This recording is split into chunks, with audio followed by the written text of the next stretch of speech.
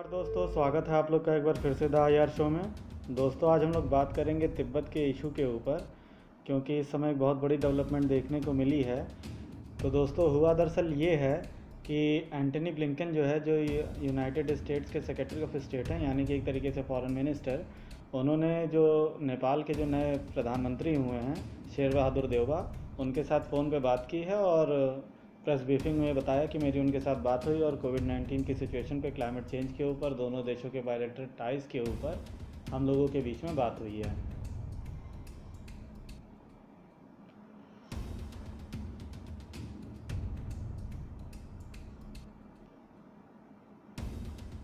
तो इस डेवलपमेंट के साथ दोस्तों ये माना जा रहा है कि अमेरिका जो है अब जल्द ही जो है वो चाइना को लेके तिब्बत के अपने जो कार्ड है उसको पूरी तरीके से खेलने को तैयार हो चुका है और नेपाल के ऊपर वो अब अपना प्रेशर बनाएगा ताकि नेपाल जो है वो अमेरिका का साथ दे और चीन को जो है काउंटर किया जा सके। और इसमें माना जा रहा है कि भारत भी जो है वो अमेरिका के साथ मिल के कहीं ना कहीं चीन को काउंटर करने के लिए नेपाल की मदद कर सकता है। और नेपाल को दोस्तों आप लोग को मालूम होगा कि जो नेपाल की जो सीमा है वो 1400 किलोमीटर के लगभग में चीन के साथ यानी तिब्बत के साथ वो लगती है। और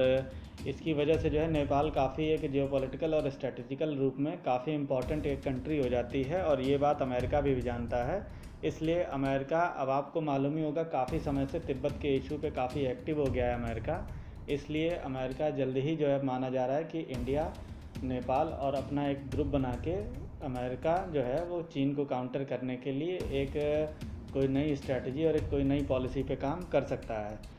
बाकी दोस्तों, अब हम लोग चलते हैं अपना ये देखते हैं कि नेपाल किस तरीके से काम आ सकता है और नेपाल के जो रिलेशन रहे हैं चीन के साथ कैसे रहे हैं। तो नेपाल और चीन का जो रिलेशनशिप जो इस्टेब्लिश हुआ था ऑफिशियली रूप से, वो 1955 में इस्टेब्लिश हुआ था और उस समय नेपाल ने चीन की वन चाइना पॉलिसी को एक्सेप्ट कर लिया था। साथ ही साथ ताइवान को एक इंडिपेंडेंट कंट्री मानने से भी इनकार कर दिया था, यानी नेपाल जो है वो ताइवान को एक इंडिपेंडेंट कंट्री नहीं मानता है। नेपाल दोस्तों चीन को शुरू से ही सपोर्ट करते आया है उसकी वन चाइना पॉलिसी के तौर पे। और केपी शर्मा ओली का जब इनका ड्यूरेशन चल रहा था प्रधानमंत्री के तौर पे, तो इस दौरान चीन जो था वो नेपाल के बहुत ज़्यादा करीब आया। बहुत से इंफ्रास्ट्रक्चर प्रोजेक्ट्स हो गए, चाहे इन्वेस्टमेंट हो गई, वो बहुत ज़्यादा चीन में हुई और जिसका असर ये हुआ कि नेपाल जो है वो बहुत ज़्यादा करीब चला जाता गया चीन के। और इसकी वजह से नेपाल को बहुत ज़्यादा बेनिफिट्स भी हुए, चाहे वो इन्वेस्टमेंट के रूप में हो या कहीं ना कहीं आप समझते हैं इंफ्रास्ट्रक्चर प्रोजेक्ट के रूप में। एक रेलवे लाइन का प्रोजेक्ट है जो कि नेपाल तक ले जा रहा है चीन अपने यहाँ से। तो इन सब चीज़ों का फ़ायदा जो है वो नेपाल को मिला। और दोस्तों, थोड़ा सा एज मिल जाता है भारत के मुकाबले में। कोई भी छोटे जो देश होते हैं वो हमेशा कोई भी एक बड़ा फ़ायदा जो किसी बड़े देश से मिलना हो उसको लेने से कहीं ना कहीं पीछे नहीं रहते हैं। तो केपी शर्मा ओली का ये भी सोचना था कि क्यों ना इस राइवलरी का, जो चाइना और इंडिया के बीच में जो राइवलरी है, उसका थोड़ा बहुत फ़ायदा भी उठाया जाए। जिसका हम लोग को ये रिफ्लेक्शन देखने को मिला था कि जो चीन के जो विदेश मंत्री हैं वो कई बार नेपाल की तारीफ़ कर चुके हैं कि नेपाल की जो पॉलिसी है वो बहुत ही अच्छी है और उनके जो संबंध हैं वो चीन के साथ बहुत ही बढ़िया हैं। और नेपाल ने चीन के साथ अपने कई समझौते भी किए थे। 2014 में इन्होंने लीगल असिस्टेंस ट्रिटी और म्यूचुअल असिस्टेंस ट्रिटी की। साथ ही साथ बॉर्डर मैनेजमेंट सिस्टम को लेके इन्होंने एक एग्रीमेंट किया, जिसमें इन्होंने तिब्बत से जो भी रिफ्यूजीज़ जो आना चाहते हैं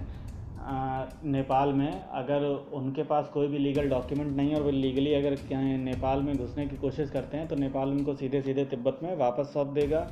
तो इसके साथ ही साथ एक एक्स्ट्राडिशन ट्रीटी थी जो कि शी जिनपिंग जब 2019 में अक्टूबर में नेपाल के दौरे पे गए थे तो उस दौरान वो काफ़ी ज़्यादा इस चीज़ को इच्छुक थे कि नेपाल जो है उनके साथ एक ट्रीटी कर ले, ताकि जो है तिब्बत के कोई भी लोग जो कि तिब्बत के मूवमेंट से रिलेटेड हैं या कोई भी ऐसे कोई भी अपराधी या क्रिमिनल जो कि चीन की निगाहों में उनके लिए एक तरीके से सेसेशनिस्ट अप्रोच का है और चीन को तोड़ना चाहता है, तो वो कहीं अगर नेपाल में शरण लेता है तो नेपाल के साथ इस ट्रीटी होने के बाद वो नेपाल से सीधे अपने चीन में उनको जो है ट्रांसफ़र कर सकता था। हालांकि इस ट्रीटी को करने से नेपाल ने उसे मना कर दिया था और जिस पे शी जिनपिंग माना जाता है काफ़ी नाराज़ भी हुए थे नेपाल के साथ।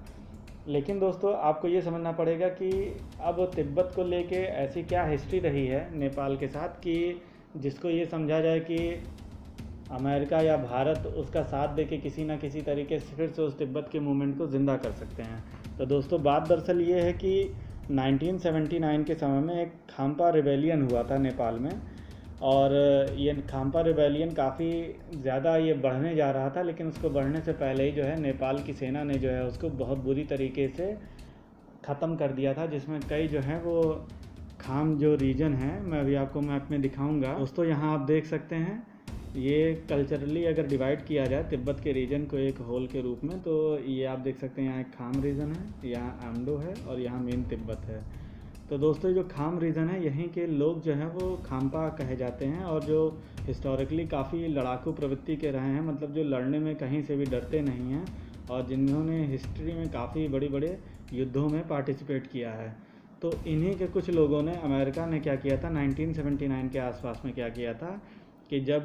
तिब्बत का जो मूवमेंट को इन्होंने चलाने की कोशिश की, तो इन्होंने, अमेरिका ने खाम के जो रीजन के जो लोग थे, खाम्पा जिनको कहा जाता है, उनको नेपाल के बॉर्डर पे डिप्लॉय कर दिया था। और बॉर्डर पे जब डिप्लॉय किया तो CIA क्या करती थी कि यहाँ पे एयर ड्रॉप करके जो वेपन्स होते थे और जो मशीनें होती थी उनको प्रोवाइड करती थी, जो भी फैसिलिटी होती थी। इस चीज़ का पता जब चीन को लगा, तो चीन ने क्या किया कि नेपाल को सीधे सीधे चेतावनी दी कि अगर नेपाल ने इस पर कोई एक्शन नहीं लिया तो चीन इस पर एक्शन लेगा, जिसमें जो खाम रीजन के जो लोग हैं वो तो मारे ही जाएंगे, साथ ही साथ जो नेपाल के जो सैनिक हैं वो भी मारे जाएंगे। तो चीन के इस गुस्से को देखते हुए नेपाल ने उस समय काफ़ी एक्टिव होके इसको जो है दबाया, और इसको काफ़ी ब्रूटली तरीके से जो खाम रीजन के जो खाम्पा जो लोग थे जो इस एरिया में डिप्लॉय थे उनको जो है मार दिया। तो इसके बाद से कभी जो है नेपाल ने कोशिश नहीं की कि किसी भी तरीके का कोई भी जो रिबेलियन मूवमेंट है तिब्बत को लेके वो नेपाल की धरती से उठे, और नेपाल इसीलिए उसके बाद से ही जो है तिब्बत के लोगों को जो है काफ़ी शक की निगाहों से देखने लगता है। क्योंकि दोस्तों मैं आपको बता दूं कि 1959 में करीबन 20,000 जो है तिब्बती जो है वो नेपाल के सीमा में घुसे थे, और जो आज भी जो है शरण लेके नेपाल में रह रहे हैं। हालांकि उनको शरणार्थियों की कोई भी सुविधा या कोई भी उनको मानव अधिकार जो है उनको नहीं मिल रहे हैं, जिसका कई बार विरोध जो है वो वेस्टर्न नेशन कर चुके हैं, और कई बार इसकी आवाज़ उठ चुकी है कि कम से कम आप उनको शरणार्थियों की जो सुविधाएं होती, जो उनके अधिकार हैं वो तो उनको दीजिए। लेकिन नेपाल ऐसा कुछ नहीं करता है, जिसका जो है काफ़ी तारीफ़ भी की थी। जब चीन के जो विदेश मंत्री हैं जब नेपाल के दौरे पे गए थे, तो उन्होंने काफ़ी तारीफ़ की थी नेपाल की इस चीज़ को लेके कि नेपाल जो है वो चीन के जो हित हैं उनके लिए बहुत अच्छे से काम करता है, और उनके वन चाइना पॉलिसी को पूरी तरीके से सपोर्ट करता है। तो अब दोस्तों इसके बाद अब ये माना जा रहा है कि कहीं ना कहीं इसी तरीके के किसी मूवमेंट को जो है अमेरिका नेपाल के साथ फिर से कर सकता है। लेकिन नेपाल के लिए दोस्तों ये आसान नहीं होगा, क्योंकि चीन को इस समय नाराज़ करना नेपाल के हक़ में नहीं है, क्योंकि आप जानते हैं कि नेपाल का भी बॉर्डर लगता है, और नेपाल के बॉर्डर के साथ भी चीन के अपने डिस्प्यूट खड़े हो चुके हैं, और काफ़ी इन्वेस्टमेंट और काफ़ी पैसा चीन का इस समय नेपाल के अंदर लगा हुआ है। तो चीन के नाराज़ करना नेपाल के लिए एक बार में इतना आसान नहीं होगा। साथ ही साथ दोस्तों जो देउबा जो इनके जो नए प्रधानमंत्री हुए, इनके भारत से काफ़ी करीबी रिलेशन माने जाते हैं, और तो ये एक अच्छी बात है भारत के नज़रिए से, क्योंकि आप जानते हैं कि किस तरीके से भारत के रिलेशन KP शर्मा ओली के ड्यूरेशन में बुरी तरीके से प्रभावित हो गए थे, चाहे वो राम मंदिर का मुद्दा हो या वैक्सीनेशन का मुद्दा हो, जिसमें भारत की वैक्सीन को जो है कम इफ़ेक्टिव बताना KP शर्मा ओली के द्वारा, साथ ही साथ कोरोना को लेके ये कहना कि जो चाइनीज़ कोरोना है वो कम ख़तरनाक है, जो इंडियन कोरोना है ज़्यादा ख़तरनाक है। तो इस तरीके की बातों से, और साथ ही साथ नया मैप भी इन्होंने इशू कर दिया था पिथौरागढ़ को लेकर और काला पानी रीजन को लेके, तो काफ़ी उस पर जो है कंट्रोवर्सी है काफ़ी उस पर क्रिएट हुई थी। तो जिसके बाद लेकिन भारत ने काफ़ी अच्छी मैच्योरिटी दिखाई थी अपनी डिप्लोमेटिक स्तर पे, और उसका फ़ायदा जो है भारत को अब मिलेगा उसका ज़रूर। तो दोस्तों अब इसके बाद देखिए हो क्या सकता है आने वाले समय में। अगर आने वाले समय के ऊपर अगर प्रेडिक्शन की जाए तो हो सकता है जल्द ही जो हमारे प्राइम मिनिस्टर मोदी हैं वो हो सकता है कि जल्द ही दलाई लामा से कुछ सप्ताह में या कुछ महीने में मिलें, जिससे एक इस मूवमेंट को और ज़्यादा तीव्रता मिले। और USA और इंडिया चाहेंगे कि किसी तरह दलाई लामा को जो नेपाल है वो अपने यहाँ विज़िट करने दे, और उन 20,000 शरणार्थियों से मिलने दो, जो 20,000 शरणार्थी चीन से भाग के तिब्बत से भाग के नेपाल में आ गए थे। साथ ही साथ अब US, नेपाल और इंडिया मिलके एक अलग से अपना ग्रुप भी बना सकते हैं, अनऑफिशियल ग्रुप बना सकते हैं, और इसका फ़ायदा नेपाल को ये हो सकता है कि नेपाल को जो भी फंडिंग है, जो भी पैसे की ज़रूरत है, वो यूएसए उसको प्रोवाइड कर सकता है। इनका एक ग्रुप है एमसीसी करके, तो एमसीसी का जो ग्रुप है ये होता है मिलेनियम चैलेंज कॉरपोरेशन। यूएसए की एक कंपनी है, एक तरीके से कॉरपोरेशन मांग सकते हैं, जो कि फंडिंग का काम करती है उन देशों में जो कि लीस्ट डेवलप्ड हैं या जो कि डेवलपिंग कंट्रीज़ हैं, जिनको इंफ्रास्ट्रक्चर वगैरह में निवेश की काफ़ी ज़रूरत होती है। तो इसलिए उन देशों की मदद जो है अमेरिका एमसीसी के थ्रू करता है। तो इसका ऑफ़र नेपाल को पहले भी अमेरिका दे चुका था, लेकिन केपी शर्मा ओली की जो गवर्नमेंट थी उसने इसको मानने से मना कर दिया था। लेकिन अब यह माना जा रहा है कि नेपाल इस ऑफ़र को स्वीकार कर सकता है, और अगर इसको स्वीकार करता है तो ये मानिए कि कहीं ना कहीं नेपाल की जो नज़दीकी है वो यूएसए से बढ़ेगी, जिसको चीन बिल्कुल नहीं चाहेगा। और आगे चल के ये जो 3 लोगों का जो ये ग्रुप बनेगा, ये हो सकता है कि तिब्बत के मूवमेंट को बहुत ज़्यादा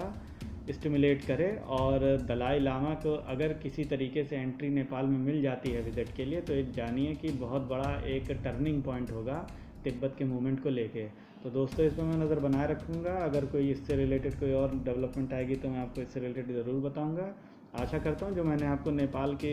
तिब्बत से रिलेटेड जो हिस्ट्री बताई वो आपको समझ में आई होगी। अगर आप लोग को वीडियो अच्छा लगा हो तो प्लीज़ वीडियो को लाइक करें। लाइक करने के साथ साथ दोस्तों कमेंट ज़रूर किया करिए,